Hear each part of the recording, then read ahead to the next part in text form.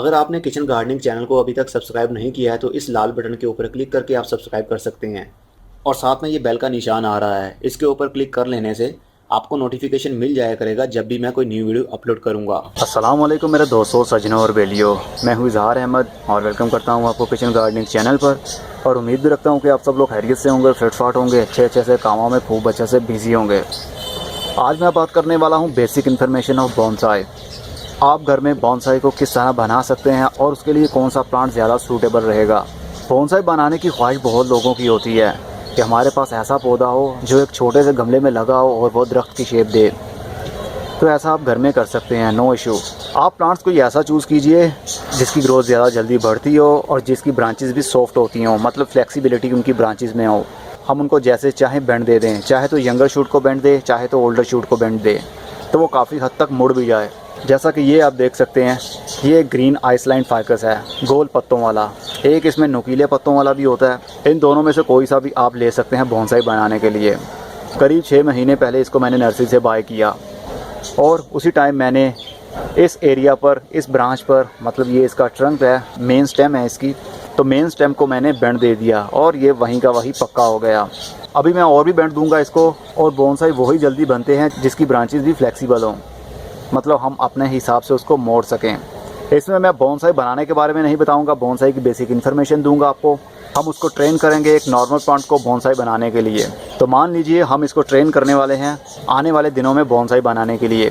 तो बोनसाई बनाने के लिए जो फर्स्ट स्टेप होता है वो है लार्ज स्पेस। पौधे को लार्ज स्पेस में शिफ्ट किया जाए, बड़े गमले में शिफ्ट किया जाए या फिर उसको ज़मीन के अंदर शिफ्ट किया जाए। जब उसको ज़मीन के अंदर या बड़े पॉट के अंदर शिफ्ट कर लेते हैं तो उसकी रूट जल्दी डेवलप होती हैं और उसका ये मेन ट्रंक भी मोटा होता है और ब्रांचेस भी निकलती है और नए नए पत्ते भी निकलते हैं। तब हम उसकी ब्रांचेस को काटते हैं, उसकी प्रूनिंग करते हैं और उसको कुछ शेप देने के लिए वायर भी करते हैं। बोनसाई जितना छोटा होगा उतना ही खूबसूरत दिखेगा। अब इसकी हाइट करीब 1 फुट से ज़्यादा है, लेकिन मैक्सिमम इसकी हाइट 1 फुट होनी चाहिए या इससे कम। तब ही वो एक छोटे से गमले में लगा हुआ एक बोनसाई की शेप देगा आपको। सबसे पहले इसकी मैं प्रूनिंग करूंगा और इतनी हार्ड प्रूनिंग कर दूंगा कि आप लोगों को वो अच्छी नहीं लगेगी। लेकिन बोनसाई बनाने के लिए ये पहला रूल होता है कि उसकी इतनी कटाई कर दी जाए कि जितनी उसकी पावर है वो सारी इस ट्रंक के अंदर, इस स्टेम के अंदर स्टोर हो जाए।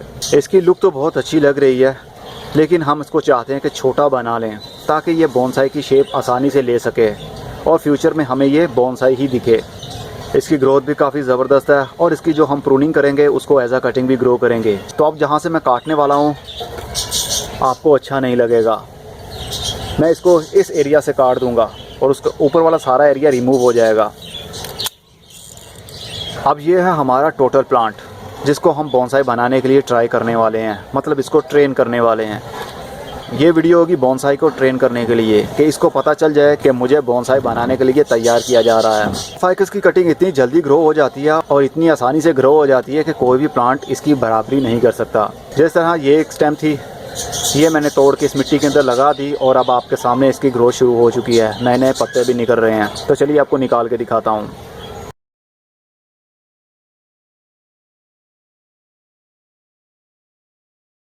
ये है एक छोटा सा प्लांट जो फ्यूचर में ये भी बोनसाई बनेगा। इसकी रूट्स भी आसानी से डेवलप होना शुरू हो चुकी हैं। स्टार फाइकस बहुत ही आसानी से ग्रो होने वाला पौधा है। तो अब ये जो हमारे पास कटिंग है इसकी मैं कितनी सारी ही ब्रांचेस काटूंगा और एज आ कटिंग ग्रो कर दूंगा, तो ये भी आसानी से ग्रो हो जाएगी। अब हम इसको करेंगे वायर। अब हम इसकी ब्रांच को देंगे कर्व थोड़ा सा और बैंड भी देंगे साथ में। इसको अब ज़रूरत है वायर करने की। इसको पहले मैंने कर्व दिया हुआ है, लेकिन मैं चाहता हूँ और भी इसको बैंड दूँ, थोड़ा सा इसको और कुछ इस अंदाज में शेप दे दूं। उसके लिए आप वायर यूज़ कर सकते हैं, कोई भी एलुमिनियम की वायर। ज़रूरी नहीं आपने कॉपर वायर यूज़ करनी हो या लोहे की वायर यूज़ करनी हो। एलुमिनियम की वायर इसलिए यूज़ की जाती है कि इसको रस्ट ना लगे, मतलब इसको जंग ना लगे।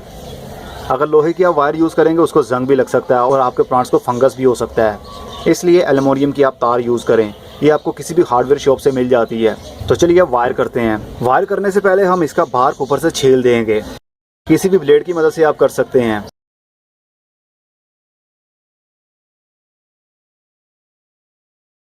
जानते हैं मैं इसका बाहर का छिलका क्यों रिमूव कर रहा हूँ? वो इसलिए कि जो अब नेक्स्ट टाइम में इसके ऊपर जो छिलका आएगा वो काफ़ी हार्डवुड का आएगा और जो शेप हमें ओल्ड देगा। इस तरह लगेगा जिस तरह बहुत पुराने पेड़ के ऊपर छिलका उगा हुआ हो, जो खुद ब खुद झड़ने के करीब में पहुंच जाता है। इसलिए हमने इसका यंगर छिलका उतार दिया है और अब ये ओल्डर छिलका इसके ऊपर दोबारा आ जाएगा। इससे पौधे को कोई प्रॉब्लम नहीं होगी। थोड़े बहुत इसको कट्स भी लगाते जाइए, क्योंकि जब नेक्स्ट बार में इसके ऊपर बार्क आ जाएगा तो बहुत ही ओल्ड लुक देगा ये। जगह जगह से इसको कट लगे होंगे, कहीं से मोटा होगा, कहीं से पतला होगा, कहीं से इसका छिलका उतर रहा होगा और कहीं से कंप्लीट होगा, जो देखने को काफ़ी गुड इंप्रेशन देगा। अब हम इसको करते हैं वायर। वायर को जितना भी आप टाइट और छोटा ट्विस्ट करेंगे, ब्रांच उतनी ही जल्दी जहाँ पर आप मोड़ेंगे वहाँ पर मुड़ जाएगी। अगर आपका ट्विस्ट ढीला रह जाएगा, उसमें गैप रह जाएगा, डिस्टेंस ज़्यादा रखेंगे तो ब्रांच जल्दी मुड़ेगी नहीं। इसलिए ट्विस्ट को बहुत ही कम डिस्टेंस दीजिए और बहुत ही आराम से कीजिए।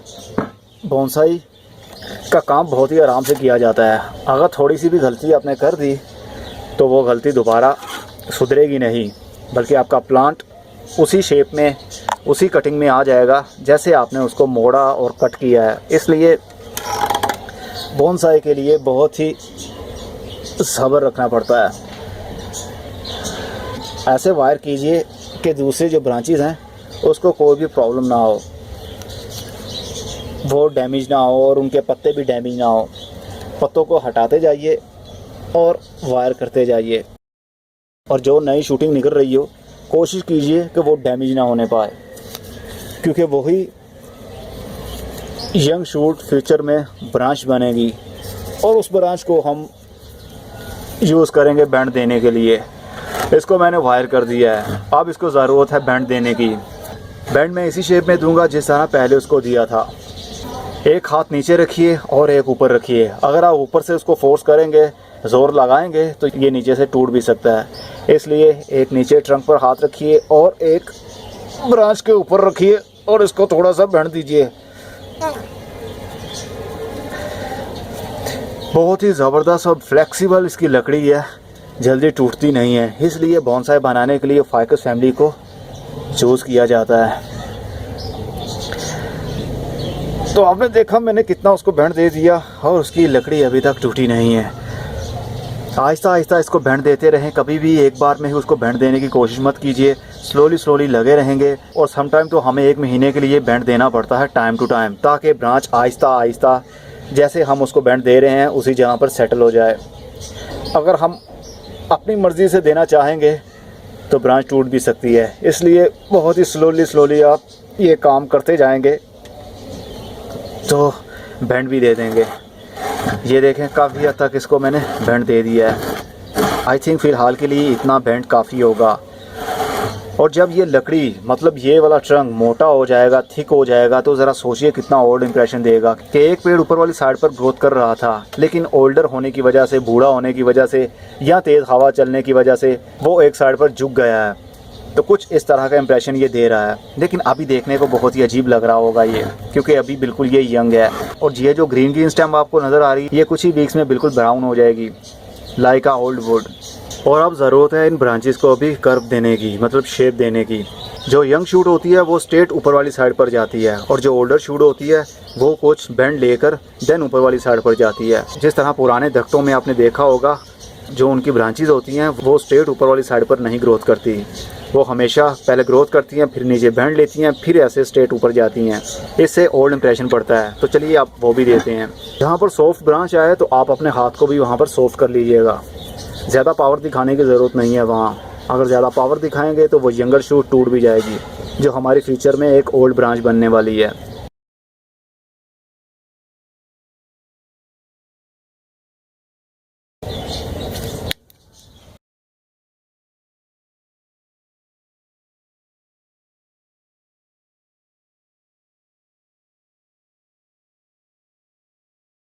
अब इनको ज़रूरत है कुछ शेप देने की, मतलब अपने हिसाब से हम इसको बैंड देंगे जैसे भी हमने देना चाहा। स्टेम को पकड़ के ज़ोर मत लगाइएगा, वायर को पकड़ के अपनी फिंगर वायर पर रखिए और वायर को ही ज़ोर लगाइए, स्टेम को ज़ोर मत लगाइए। वायर के साथ साथ में ही ब्रांच भी बैंड ले लेगी, इसलिए वायर के ऊपर फोर्स लगाइए, ना कि ब्रांच के ऊपर। अब ये बिल्कुल स्ट्रेट है, इसको भी हम थोड़ा सा बैंड देंगे। तो आपने देखा जैसे जैसे हम बैंड दे रहे हैं वैसे वैसे ब्रांचेस भी वायर के साथ साथ बेंड ले रही हैं। तो ये होता है वायरिंग करना बोनसाई बनाने के लिए। ओके, अब इसकी जो यंगर शूट है ऊपर वाली साइड पर हम इसकी प्रूनिंग कर देंगे। यहाँ पर इसकी हम टिप काट देंगे और इस टिप को एज आ कटिंग भी हम ग्रो कर सकते हैं। इसी तरह इसकी टिप भी हम काट देंगे।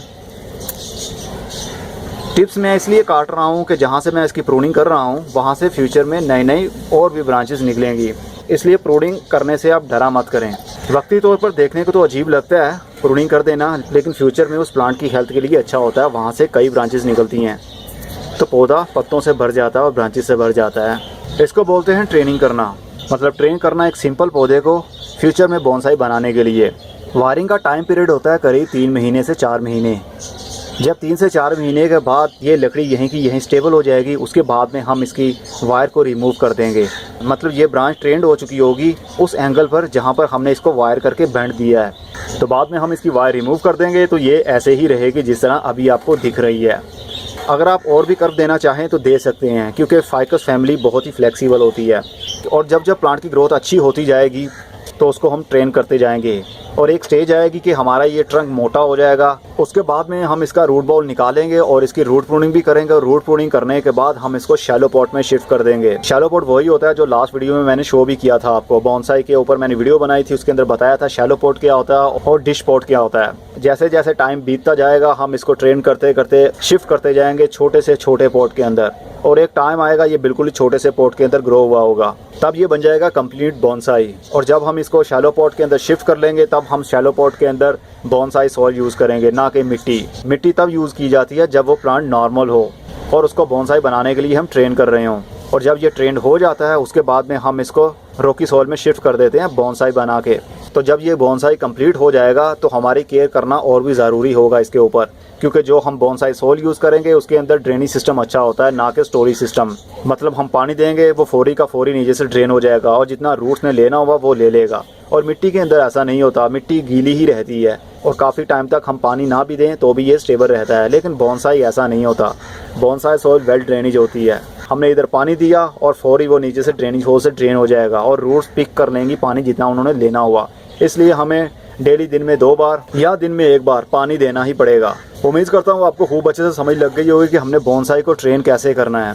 जब इसकी रूट बाउंडिंग होना शुरू हो, आपको फील हो कि इसके बॉटम होल से नीचे से इसकी रूट्स बाहर निकल रही हैं, तब आप इसका रूट बाउल निकालें और इसकी 80% रूट काट दें, जस्ट 20% बाकी छोड़ें और दोबारा से इसी पॉट के अंदर इसी मिट्टी के अंदर शिफ्ट कर दें, क्योंकि हमने इसकी रूट बाउंडिंग नहीं करनी। जब रूट बाउंडिंग हो जाती है तो प्लांट की ग्रोथ भी रुक जाती है। अगर आपने कोई ऐसा प्लांट चूज़ कर लिया है जो बोनसाई बना रहे हैं और उसके पत्ते बड़े हैं तो उसको शेप देने के लिए आप उनके पत्ते काट सकते हैं। बड़े पत्तों को छोटा करने के लिए आप ये ट्रिक यूज़ कर सकते हैं। जैसे जैसे आप इनकी ट्रिमिंग करते रहेंगे, पत्तों की कटाई करते रहेंगे, वैसे वैसे जो न्यू ग्रोथ होगी वो इसी हिसाब से ग्रो करेगी, मतलब छोटे पत्तों की ग्रोथ शुरू कर देगी। ये एक रूल है बोनसाई बनाने के लिए भी। लेकिन इसके पत्ते ऑलरेडी ही छोटे हैं, ज़्यादा बड़े नहीं हैं, इसलिए ज़रूरत नहीं है, लेकिन फिर भी मैं काटता हूँ ताकि हमारा जो काम किया है हमने वो विजिबल हो सके। तो अब ये विजिबल हो चुका है और ब्रांचेस हमारे सामने आ चुकी हैं। अब हमें पता चल रहा है कि हमने किस किस ब्रांच को किस किस तरीके से बेंड दिया और कर्व दिया है। और ये मेथड अगर आप यूज़ करते रहते हैं तो आने वाले वक्त में जो नए पत्ते इनके निकलेंगे वो छोटे होंगे, जिस तरह के हमने इसकी कटाई की है। लेकिन एक बार में काटने से ऐसा नहीं होगा, आपको 5 से 6 मरतबा ऐसा करना पड़ेगा। और जब ये रेडी हो जाएगा शैलो पॉट में डालने के लिए, उसके बाद में इसके पत्ते वैसे ही ग्रो करेंगे जिस तरह हमने इसकी कटाई की है। मतलब साइज़ छोटा होगा, जिस शेप में हमने काटे हैं इस तरह नहीं होंगे, लेकिन उनका साइज़ छोटा हो जाएगा पत्तों का। जो नॉर्मल साइज़ था ये वाला, इससे छोटा पत्ता होगा लेकिन उसकी शेप गोल ही होगी जिस तरह अभी है। तो अब मैं चलता हूँ, अगली वीडियो में आप फिर किसी नई इन्फॉर्मेशन के साथ मिलेंगे। तब तक के लिए good bye, see you and tata, और अपना बहुत सा ख्याल रखिएगा। क्या आप भी इजहार की तरह वीडियोस बनाना चाहते हैं? अगर हाँ तो अभी उर्दू ट्यूब चैनल विजिट करें और सब्सक्राइब कर लें। वहां पर आपको यूट्यूब चैनल क्रिएट करने की और उसको ग्रो करने की फ्री ट्रेनिंग मिलेगी। चैनल का लिंक आप स्क्रीन पर एंड डिस्क्रिप्शन में देख सकते हैं।